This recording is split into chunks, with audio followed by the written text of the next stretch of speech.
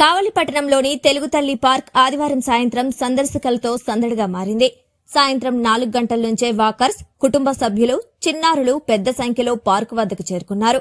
Park అధికారికంగా ప్రారంభం కాకముందే అక్కడ ఏర్పాటు చేసిన ఆట వస్తువులపై పిల్లలు సరదాగా ఆడుతూ ఆనందాన్ని పంచుకున్నారు. రోజురోజుకి తెలుగు తల్లి పార్కుకు వచ్చే వాకర్స్ తో పాటు టూరిస్టుల సంఖ్య కూడా గణనీయంగా పెరుగుతోందని స్థానికులు చెబుతున్నారు. ఆగస్టు 15వ తేదీన కలెక్టర్ చేతుల మీదుగా పార్క్ ఘనంగా ప్రారంభం కానుండటంతో పనులు మరియు ఏర్పాట్లు వేగవంతం చేశారు. ప్రారంభోత్సవం అనంతరం పార్కులోని అన్ని ఆట వస్తువులు ప్రజలకు అందుబాటులోకి రానున్నాయి.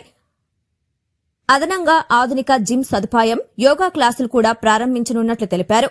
వాకింగ్ చేసేవారికి మరింత సౌకర్యంగా ఉండేందుకు వాకింగ్ ట్రాక్ పక్కన సేద తీరడానికి సిమెంట్ బల్లలు ఏర్పాటు చేస్తున్నట్లు ఎమ్మెల్యే కావ్యకృష్ణారెడ్డి వెల్లడించారు. ఆరోగ్యం, వినోదం, కుటుంబ ఆనందానికి కేంద్రంగా తెలుగు తల్లి పార్కు రూపుదిద్దుకుంటుండగా ఆగస్టు 15 నుంచి కావలి ప్రజలకు ఇది ప్రత్యేక ఆకర్షణగా మారనుంది.